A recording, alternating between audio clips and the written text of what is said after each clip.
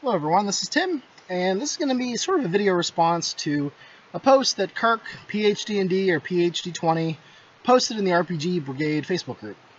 So he was asking the question, I'll find it here, what types of games are you not interested in playing? And it garnered a lot of responses, and some of the responses made me think about, the way that I think of things or like things, and games I'm not really into or I had bad experiences with. So it got me thinking. I thought, you know what? Why not do a video response to that? So here it is. So one of the things I'm not really into is superhero games. That's sort of like super powerful character. I don't get into that. In a lot of different genres, I don't really look forward to that. I look for more like low level, down to earth sort of characters. And so superheroes they're usually a little bit silly, a little bit out there, and I really can't get into them. I mentioned in a recent video about lame superheroes and how, they have like one special power that's not very great. So that would probably be the exception to this. Or something like Spawn, because I really like that comic growing up. But otherwise, I like Batman, Spider-Man, that kind of stuff. I'm just not into that for whatever reason. Next thing is Fate. I'm curious about Fate. A lot of my friends like it, but I'm not sure. I just get this like instinctual level of I don't think I'm gonna like this.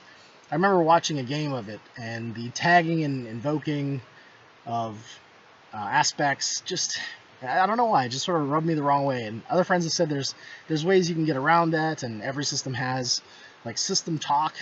Maybe just because it's different than what I'm used to, and I'm just an old dog who, while I tell myself I want to learn new tricks, I really don't. That's probably it. Games that are heavily focused on miniatures and their movements, like D&D 3rd edition, Pathfinder 4th edition, things like that. I'm really not into that. I like when miniatures rules are optional. I don't like when they are the default assumption, or that they're not present at all, and then you can just add in miniatures rules if you want to use them. And again, it comes down to style and what you like. But after playing for a long time, even though I have a ton of Ralparth miniatures from way back in the day and AD&D miniatures, I'm liking more of that theater of the mind play. So again, it just comes down to style and preference.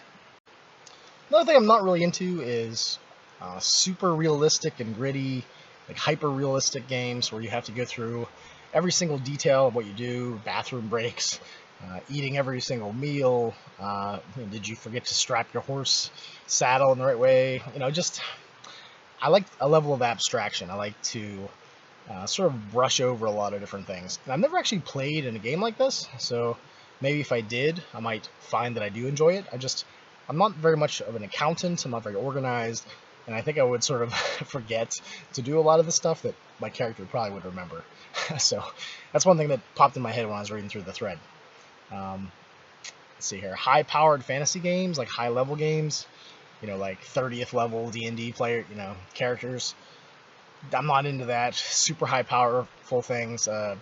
Characters with so many powers and abilities that you can't keep track of everything. That just seems, I don't enjoy that.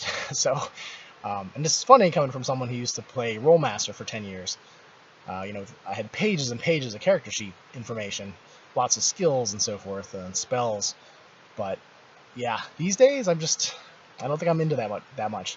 I want to try to run Rollmaster one day. I just don't think it'd be more of an experiment than I'm going to enjoy the crap out of this. So another thing too is when people mandate that games are going to be run rules as written. I'm not a very rules as written guy. You could call me Mr. House Rule.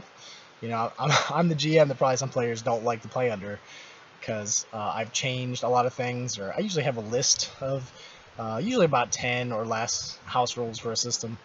So, so yeah, I'm definitely very pro house rule whenever I run a game. If you come across a rule that you don't like, you think it's stupid, lame, doesn't make sense, or you played a game like 4 years ago that had a better initiative system, why not use the best thing available to have your game come to life or fit the setting that you're running at the time.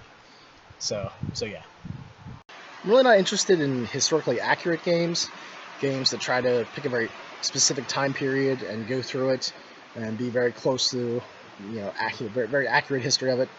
I don't know history very well, and I probably would learn more history if I was into games like that, but I just don't have the appeal. I like that sort of abstracted fantasy veneer. If you don't know about stuff, you can fill it in with fantasy details and so forth. So, yeah, really high accurate historical games aren't really, in my wheelhouse, I guess you could say. Vanilla fantasy settings, I can play in them, but I don't prefer them.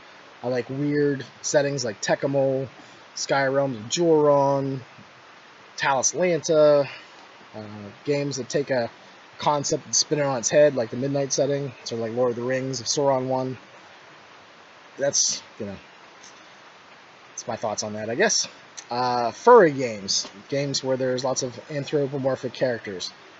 I had a game once that was very lovingly crafted, very colorful, lots of different species you could play, and it was very well put together. But I really couldn't get into the themes of it. I didn't really enjoy that. The exception to this is games like Watership Down, Secret of Nim, Redwall, Mouse Guard, Mouse World, the one I'm playing in now. Those are a lot of fun for me. I enjoy them. Probably because I've watched a lot of those different things when I was growing up, so it's probably one of those nostalgia things, but I do have a good time. One final thing that I can remember, that I could come up with for this list, is settings that have a strong Asian theme to them, like Legends of the Five Rings, Oriental Adventures, even the Red Tide setting for Labyrinth Lord in a certain way. There just aren't really themes that I'm into. I'm not really into martial arts. I've been a GM when people wanted to bring martial arts characters into them, usually fantasy games, and I'm not excited by them. I grew up watching Bruce Lee films and stuff, and I always enjoyed them. Me, my brother, and sister would kick the crap out of each other on mattresses we threw on the floor. So, while I do enjoy them as a cinematic sort of thing, when it's actually in the DVD player or whatever, I don't really like them in my fantasy campaigns. It's just something that I don't find appealing. There are some exceptions, I guess, to a limited degree, as Firefly. There's mandarins being slung all over the place in those games. They're swearing in Chinese. That's an exception, I guess. But yeah, what for you? So you can answer the question too in the comments or a video. What don't you like? What types of games are you not interested in, and why? Is there a reason to them? Are there certain settings you're not interested in? Yeah, I'd like to know.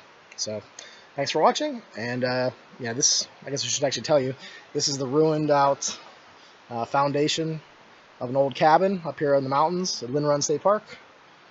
And I've always liked the windows and the architecture here. So yeah, you're seeing a ruin, an actual ruin. All right, thanks.